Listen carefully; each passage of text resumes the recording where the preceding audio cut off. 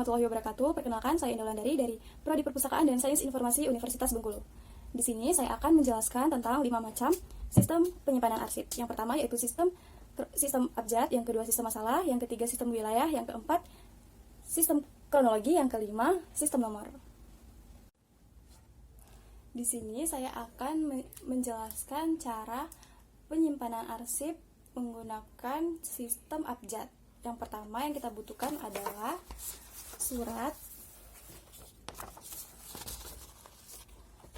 Nah, di sini kita akan mengisi lembar disposisi.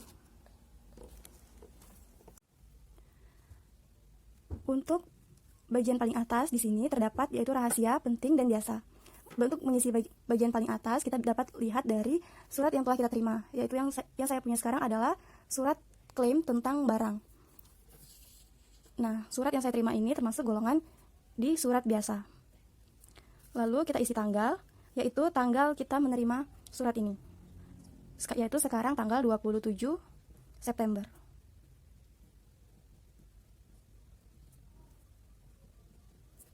Lalu yaitu nomor surat. Nomor surat kita lihat dari surat yang kita terima, yaitu 34 garing GP 3. Nah, untuk tanggal surat kita lihat tanggal si pengklaim membuat surat tersebut, yaitu tanggal 7 Maret 2014.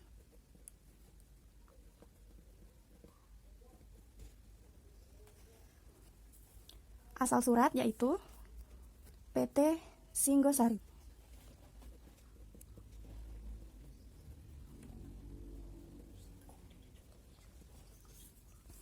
Lalu untuk hal di sini di dalam surat yang telah kita terima, yaitu halnya adalah kekurangan dalam pengiriman barang. Nah, di sini kita tulis halnya yaitu kekurangan dalam penerimaan barang.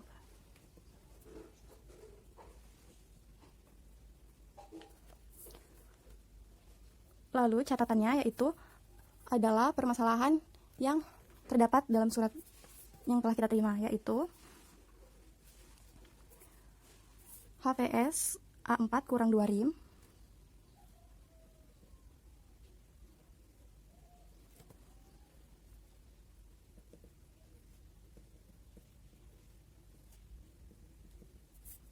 dan HVS F4 kurang 1.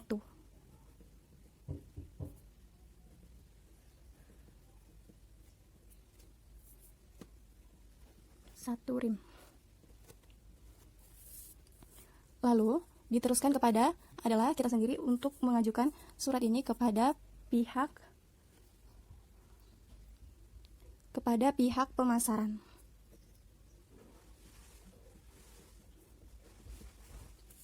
Lalu instruksi pemimpin akan diisi oleh pimpinan kita.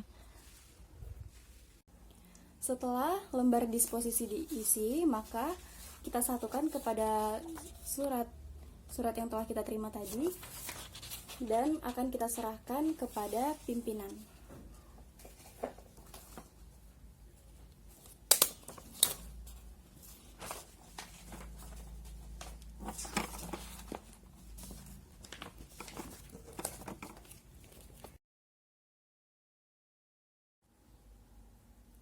Baiklah, selanjutnya saya akan menjelaskan cara penyimpanan arsip menggunakan sistem masalah atau sistem subjek.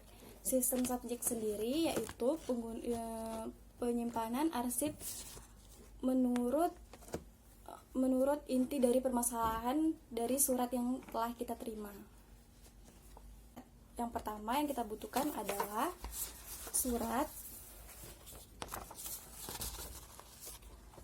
Nah, di sini kita akan mengisi lembar disposisi. Untuk lembar disposisi yang bagian paling atas yaitu ada rahasia, penting, dan biasa.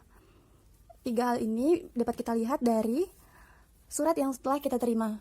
Surat yang saya punya yaitu tentang surat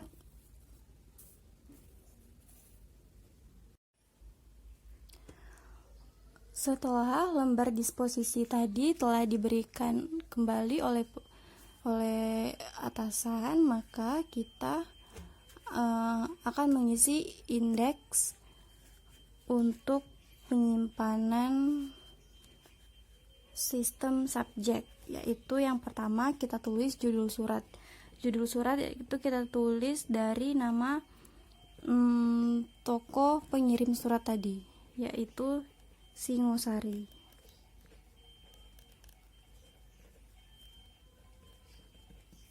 Nomor surat sesuai dengan surat yang kita terima.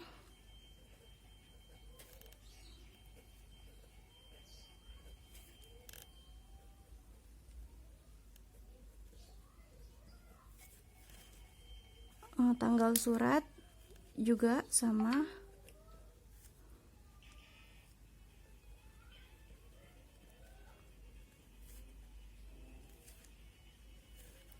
Perihalnya yaitu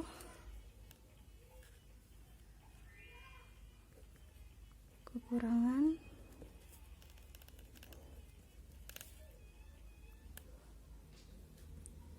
dalam penerimaan barang. Kode suratnya, untuk kode surat kita lihat dari tempat kita menyimpan arsip berdasarkan subjek masing-masing.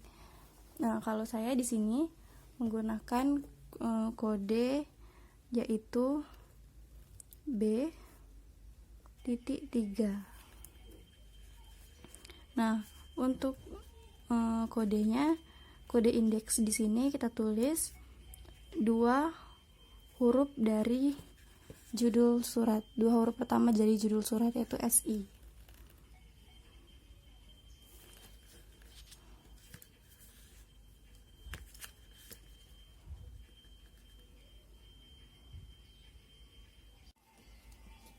Selanjutnya, setelah kita mengisi lembar indeks tadi, maka selanjutnya kita akan masukkan ke dalam map sesuai dengan kode klasifikasi dari subjek yang sudah kita isi tadi di lembar indeks.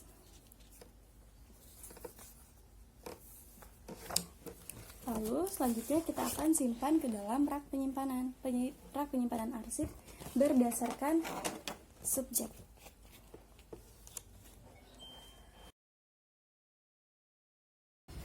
Selanjutnya yaitu penyimpanan arsip dengan sistem wilayah, kronologi, dan nomor klasifikasi sendiri. Tahapannya hampir sama saja.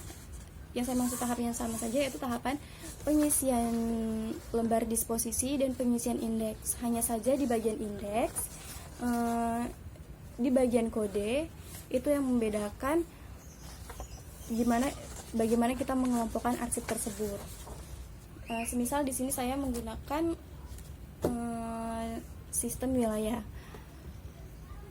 Arsip dengan sistem wilayah sendiri adalah suatu sistem penyimpanan berdasarkan pembagian wilayah atau daerah yang menjadi alamat suatu surat. Semisal surat tersebut berasal dari Bengkulu, maka kita mengelompokkannya menjadi beberapa macam seperti Bengkulu Tengah, Bengkulu Selatan, Bengkulu Muko-Muko, seperti itu. Lalu yang selanjutnya, semisal berdasarkan kronologi.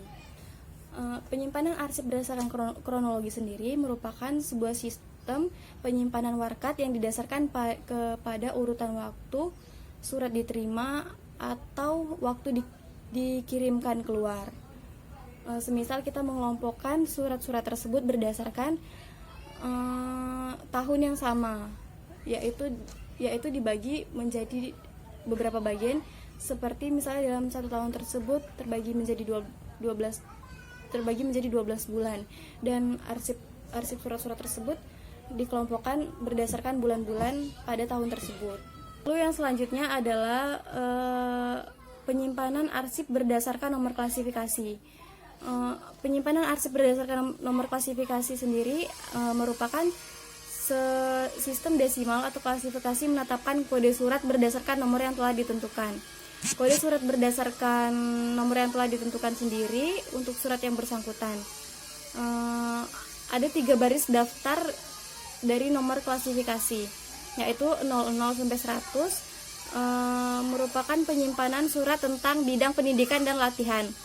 Lalu yang 100 adalah tentang keuangan, yang 200 adalah personalia, 300 pembangunan, 400 koperasi, 500 produksi, 600 pemasaran, 700 penelitian laboratorium, dan 800 adalah perlengkapan, 900 pengangkutan dan perbekalan.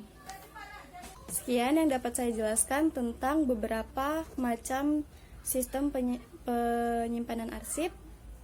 Terima kasih.